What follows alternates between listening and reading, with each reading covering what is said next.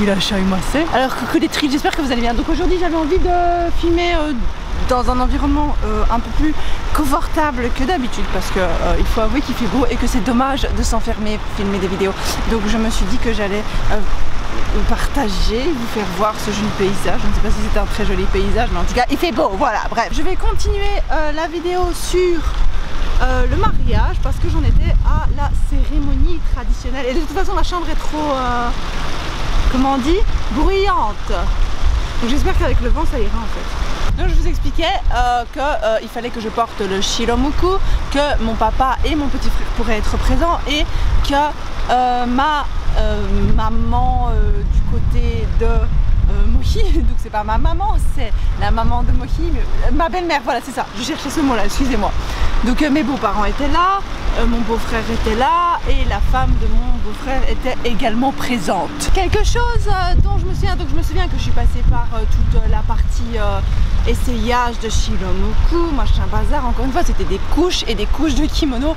Comme je l'ai déjà dit, ça n'a rien à voir avec le genre de kimono que vous portez quand vous vous amusez à jouer au japonais quoi. Enfin, je veux dire, c'est pas du tout péjoratif hein, ce que je veux dire, mais ça n'a rien à voir, c'est des trucs de 10-15 kilos et alors il t'écrase la poitrine, il t'écrase le ventre, il t'écrase les fesses et on peut rien voir. Et en fait oui, quelqu'un a mis dans les commentaires ouais, pourquoi t'as une bosse dans le dos? Et bien c'est tout simplement comme ça qu'un kimono se porte normalement, vous voyez. Mais je sais pas pourquoi il y a peu de gens, il y a pas beaucoup de gens à part les gens qui sont vraiment passionnés par les kimonos qui savent que en fait c'est normal d'avoir une bosse dans le dos, c'est parce qu'il y a le nœud et au-dessus on met une veste, enfin normalement le kimono complet, enfin je sais pas, peut-être que je dis n'importe quoi, mais j'ai porté des vrais kimonos traditionnels et j'ai porté des kimonos de touristes et j'ai aussi porté des kimonos comment dire, moins formel pour des occasions moins formelles tout simplement. Voilà. Quelque chose dont je me souviens, c'est que quand j'ai dû faire aller plusieurs fois au temple, oui, et donc si vous vous souvenez, ou pour ceux qui n'ont pas vu la première vidéo, je me suis mariée au Meiji Jingu qui est un gros temple, un mastodonte du temple. C'est un joli temple, je suis très contente. Et oui, que s'est-il passé? Oui, pendant qu'on devait faire les préparatifs pour le mariage, alors que nous nous préparions à nous marier de manière cérémonieuse, je me souviens qu'une fois j'ai été et ils m'ont demandé si j'allais me raser le cou. Et j'étais là, me raser le quoi? Me raser le cou. Je ne sais pas si vous faites ça, mais en tout cas ils m'ont proposé de me raser le cou parce que j'avais demandé une coupe avec les cheveux en l'air et du coup ils voulaient qu'on rase, vous savez, la descente de cheveux. Et apparemment les japonaises font ça, elles se rasent les avant-bras, mais pas pour le corps du shiromuku, mais en tout cas, enfin tout ce qui se voit, en fait tous les poils qui se voient, apparemment elles se les rasent. Donc j'étais là, enfin c'est ce qu'ils m'ont expliqué, c'est ce que la gentille petite madame m'a expliqué. Du coup j'étais là genre non, me rasez pas le cou s'il vous plaît. Je me souviens que même Moki il a fait comme ça, il a regardé dans mon cou, il a fait pas besoin, j'ai rien dans le cou. Enfin si, je suis très poilue hein, moi l'air de rien, mais c'est des poils blonds, en tout cas c'est des poils assez clairs quoi, donc là je suis recouverte de poils mais vous ne le voyez pas. Ah ben merci hein Dio. Bref, j'ai trouvé ça un petit peu rigolo et culturellement c'était quelque chose que je ne connaissais pas. Peut-être que ça se fait très certainement dans d'autres cultures, mais en tout cas moi je ne connaissais pas ce phénomène. J'avais fait, comme je l'ai déjà dit je pense dans la vidéo précédente, j'ai fait le maquillage où ils m'ont fait blanc comme un cul, plus blanc que mon propre cul. Je sais pas si vous vous rendez compte que ça fait très blanc. Bon là je suis bronzée, mais normalement je suis beaucoup plus blanche. Donc une fois préparée, je sais plus si c'était avant ou après le mariage, c'était avant le mariage, on a fait un petit photoshoot dans une petite cour du temple Meiji et là ça a commencé. Et donc je dis ça vraiment, si vous voyez des gens se marier, est-ce que vous trouvez ça normal de les prendre en photo? C'est une vraie question hein, parce que moi je me souviens que des touristes par dizaines se sont agglutinés, se sont agglomérer, agglutiner, je ne sais pas le terme exact, autour de nous pour nous prendre en photo. Mais en fait, je sais pas ce qu'ils ont cru. Ils ont cru qu'on était une attraction touristique pour eux. Je veux dire, ça ne se fait pas. Vous voyez ce que je veux dire? Enfin, qui prend des photos de mariage de quelqu'un d'autre en photo? Qui fait ça? Qui? Eh bien, tout le monde apparemment. Il n'y a que moi qui fais pas ça apparemment dans ce monde. Les gens sont venus prendre des photos de mon mariage avec mon petit mari que j'aime et la famille, tout le monde, et on était tous là genre. Bref, ensuite nous sommes rentrés à l'intérieur. Heureusement, vous savez qu'à cause de ça, ils ont même mis des barrières. Enfin, les gens du temple ont mis des barrières et ont dit s'il vous plaît circulez, s'il vous plaît circulez. Les gens rien à foutre, ils prenaient plein de photos. Et je parle pas d'une nationalité précise, hein. Il y avait de tout, hein. Il y avait de tout hein, là-dedans. Ensuite après ça, nous sommes retournés dans une salle pour commencer la procession. Parce qu'il y a une procession, une espèce de marche, une marche sacrée que l'on fait à travers le temple avec les... Comment ça s'appelle? Les micos. Les micos qui sont les jeunes filles qui s'occupent du temple. En général, elles passent leur vie au temple et c'est les jeunes filles religieuses quoi. C'est un peu comme des nonnes, mais c'est pas du tout le même système. Donc s'il vous plaît, ne me prenez pas au mot. Disons que c'est l'équivalent des nonnes chez les Japonais, on va dire. Mais elles n'ont pas du tout le même rôle, mais voilà. Et le kannushi, je pense que ça s'appelle... Je pense que ça s'appelle un kannushi, c'est-à-dire le prêtre, donc c'est-à-dire le monsieur avec le long chapeau. Désolée si je parle de manière qui puisse offenser qui que ce soit, je suis désolée si c'est le cas. Ce n'est pas du tout le but, j'essaie simplement de remettre mes souvenirs ensemble. Ensuite, donc oui, on a commencé la procession et il y a des gens du temple qui sont allés demander aux touristes d'aller se mettre sur les côtés, n'est-ce pas? Et en fait, les gens se sont mis sur les côtés, mais... Comment vous dire que les gens n'en avaient rien à foutre que ce soit un mariage. Tout ce que les gens voulaient, c'était prendre des putains de photos pour eux, pour leur petit cul à eux. Et j'ai trouvé ça extrêmement égoïste parce que moi j'étais là en mode c'est mon mariage, s'il vous plaît, arrêtez. Enfin, c'est pas quelque chose qu'il se fait, tout simplement. Moi je trouve que ça se fait pas déjà. Je dis pas, c'est pas juste pour le mariage, c'est de manière générale, tu prends pas les gens en photo. Tu prends pas des gens que tu connais pas en photo. Et on aurait dit en fait qu'ils croyaient qu'on défilait pour eux, on aurait eu l'impression d'être une attraction touristique. Et du coup, en fait, en soi, c'est pas très grave qu'on m'ait pris en photo, parce que j'en ai rien à foutre. Ce qui m'a dérangé après, c'est en voyant les photos que le photographe avait prises. En fait, il n'a pas pu éviter d'inclure les touristes qui étaient là comme ça à prendre des photos. Il n'a pas pu les exclure des photos. Vous voyez ce que je veux dire? Et ça, c'est un petit peu... J'avais pas envie d'avoir des inconnus, des illustres inconnus, que je ne connaissais ni d'Ève ni d'Adam, dans mes photos de mariage. Déjà que mon mariage se déroulait dans des conditions plutôt compliquées. Je n'ai pas compris pourquoi... Enfin, c'est pas que j'ai pas compris, en fait c'était plutôt genre mais quelle instance divine m'inflige ça, vous voyez ce que je veux dire? Pourquoi? Déjà que c'était déjà compliqué. Pourquoi? Bref, donc je vais vous montrer les petites photos. Et nous allons faire ça dans l'ordre, n'est-ce pas? Et moi j'étais hyper contente, en plus j'étais là genre et puis j'ai vu les gens, j'étais là. Voilà, et en fait vous voyez, ils ont sur cette photo on voit très bien, je vais devoir flouter par contre les petits visages de la petite famille de mon petit Moki et de moi-même d'ailleurs.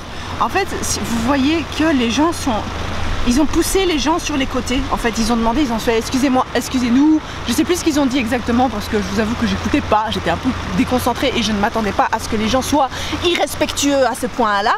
Mais en tout cas ils ont demandé que les gens aillent se mettre sur les côtés en prévenant qu'il y avait un mariage qui aurait lieu incessamment sous peu. Donc s'il vous plaît, respectez la bulle personnelle, n'est-ce pas? Et du coup en fait tu les vois là, ils en ont rien à foutre. Donc c'est à dire qu'ils ont été mis sur le côté, ils se sont déplacés correctement là où est-ce qu'on leur a demandé de se déplacer, mais ça ne les empêche pas d'être là comme ça, tout agglutiné à prendre des petites photos. Ah, ça m'énerve parce que je trouve pas ça correct en fait. Et moi j'étais là genre j'essayais de comment dire, j'essayais de pas me fâcher parce que je savais que le photographe me prenait en photo, mais en fait c'était pas un sourire franc que vous voyez là. Mais je trouve que j'ai bien joué la comédie, n'empêche. Mais j'étais contente de me marier, mais d'un côté ça franchement ça jette une ombre, hein, on est d'accord, hein. Ok, le photographe a bien fait son job parce qu'il a quand même réussi à éviter la masse de touristes de temps en temps quoi. Voilà, donc c'est assez sympa. Et après on a pu petite mouche se faufiler dans les couloirs. Enfin c'est pas vraiment un couloir, c'est plutôt extérieur, mais les gens ont arrêté de nous prendre en photo. Ensuite nous sommes arrivés dans cette salle qui est une très jolie salle, mais pas très remplie forcément, puisque nous n'avions pas énormément de famille avec. Comme j'avais dit, comme pas beaucoup de membres de ma famille pouvaient assister, c'était pas juste non plus que genre toute la famille de Mohi assiste à la cérémonie, donc on l'a fait vraiment pour les membres de la famille très très proches et à qui ça tenait à cœur. Mais en fait, Mohi a une très grande famille, mais ça aurait pas été, vous voyez, ça aurait pas été équilibré quoi. Donc, et c'est pas moi qui exigeais ça, hein. C'est pas moi qui dis ouais, s'il n'y a que mon papa qui peut venir, alors je comprends pas pourquoi il n'y aurait pas que ton papa qui puisse venir, nanana. Non, j'ai pas du tout fait ça, moi j'étais là, bon, ça me dérange pas que tout le monde soit là, hein. Mais c'est juste une question, il faut que ce soit équilibré, n'est-ce pas? Continuons. Donc, ah oui, donc, que s'est-il passé, mes petites trites? Ah oui, on a dû boire dans 3 petites coupes de saké. J'ai bien sûr, merci beaucoup.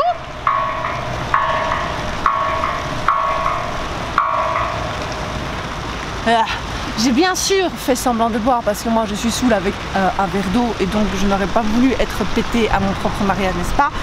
Même si ça ne m'aurait pas dérangé outre mesure. Disons qu'il y avait une face à préserver devant la famille de Mohi.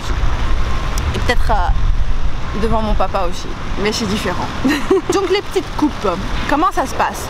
Donc Mohi boit une première fois, il me la passe, je bois. Je la déposais il me semble, et puis c'est moi qui bois une première fois, je passe à l'autre, donc la deuxième petite coupe. Je suis désolée pour le bruit de fond, et la troisième coupe c'est Mohi qui boit une fois et qui me la passe et je bois une fois, et voilà, et c'est ça un petit peu le rituel. Ah, et puis c'était tout de suite les bagues en fait, si je vois bien. C'est les bagues, hein, ça qu'on fait. Oh les petites bagues, regardez comme il est content notre Mohi. Ah oui hein. Moi aussi j'étais contente, hein, mais j'étais nerveuse, mais j'étais contente. Parce que je savais pas trop... Mohi savait comment ça se passait et tout, on lui avait bien expliqué, mais on avait tout expliqué en japonais. Et du coup moi j'étais là comme ça, genre, je sais pas si j'ai tout compris. Suite, ah ça je sais, on lit nos vœux de mariage, notre déclaration de mariage, enfin je sais pas comment ça se dit en français.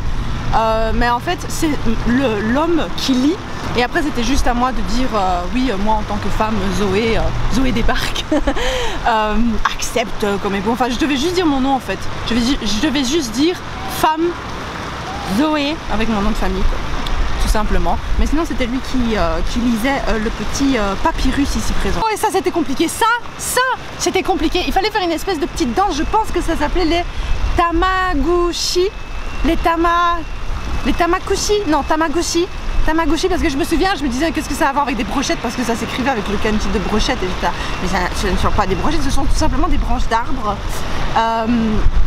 Oui, décorées à la manière des temples, hein, tout simplement. Et il fallait faire une espèce de prière pour une danse, pour les dieux, ou je ne sais plus trop quoi. Je me souviens qu'il fallait faire un truc genre tourner dans plusieurs directions les petites branches d'arbres. Voilà, et ça c'était le tamaguchi. Ensuite, nous avons eu droit à une danse performée par les petites Miko, que je sais pas pourquoi je dis petites, qui sont censées être des danses pour... c'est une danse qui est censée... comment expliquer, comment dire, rendre les dieux... C'est censé divertir les dieux. Voilà, c'est censé divertir les dieux. Et ça s'appelle une danse Kagura, me semble-t-il. Ça, je pense que c'est la purification. La purification. Ah oui, nous faisons actuellement purifier. Voilà, voilà. Et les membres de la famille se font également purifier. Voilà, voilà. Et encore du saké. Attention, c'est pas n'importe quel saké, c'est du saké sacré. C'est pour ça que j'ai failli dire sacré. Non, laisse-moi tranquille, toi. Voilà, donc c'est du saké sacré, c'est pas n'importe quel. Je pense que ça s'appelle du michi. Ou un truc comme ça, mili. Non, michi. Mili. Nous avons rebu du saké et nous avons reçu une petite révérence, oui, comme ça, le petit truc là, comme ça, de tous les membres religieux, tous les représentants religieux qui étaient présents lors de la cérémonie, ce qui était très agréable et très cérémonieux, j'aimais bien. Et voilà, c'est fini. Et j'étais extrêmement... j'ai pas l'air heureuse hein, sur les photos. Comment ça se fait? J'étais heureuse pourtant, je ne comprends pas. Ah, et après on a refait une petite marche. Là j'ai l'air un peu plus contente quand même, ça va. Mais il a quand même réussi à prendre des jolies photos, hein, le mec. L'air de rien, franchement il a bien fait son travail. Bon, c'était avant de redevoir devoir repasser parmi les touristes. Il y avait un peu moins de touristes après, mais ils étaient quand même bien présents et c'est quand même un peu chiant de les avoir quoi. Franchement moi si je vois quelqu'un qui est en train de se marier, moi je me mets sur le côté pour qu'on puisse prendre des jolies photos. Enfin je sais pas, je trouve ça logique. Mais bon, apparemment ma logique à moi et la logique des autres n'est pas la même logique. Donc voilà. Regardez ça quoi. Et là à la fin de la petite procession on reçoit on refait la petite révérence pour dire au revoir. Les gens ne se sont pas privés non plus pour prendre des photos et c'est fini. Après la cérémonie, nous nous sommes tous rendus dans un restaurant gastronomique japonais. Je peux vous dire que la gastronomie japonaise n'a pas réussi à mon petit frère parce que si vous croyez que la gastronomie japonaise, pour ceux qui pensent que la gastronomie japonaise c'est les sushis et les okonomiyaki, vous vous mettez le doigt dans l'œil jusqu'au trou de balle. Il y a tellement plus à la gastronomie japonaise et je peux vous dire que le goût est tellement inattendu, inespéré, comment vous expliquer? Franchement c'est pas toujours facile de manger gastronomique au Japon. J'espère que cette vidéo vous aura plu, que vous aurez appris quelque chose. Il n'y avait pas grand chose en fait de contenu dans cette petite vidéo, elle sera plus ou moins courte je pense, mais je tenais juste pas le coup dans la vidéo précédente, donc je suis désolée si vous n'avez pas vu la vidéo précédente, bah, c'est tous les prémices du mariage. Voilà, j'espère que ça vous a plu, j'espère que vous avez appris quelque chose de culturel, de traditionnel, que vous avez pu voir des jolies choses qui vous ont satisfait, qui vous ont satisfait on dit hein, qui vous ont satisfait, en votre fort intérieur, c'est pourquoi vous avez regardé cette vidéo jusqu'à la fin, j'espère. Sur ce, Otsukare-sama, je vous kiffe la trite et je vous fais des gros bisous.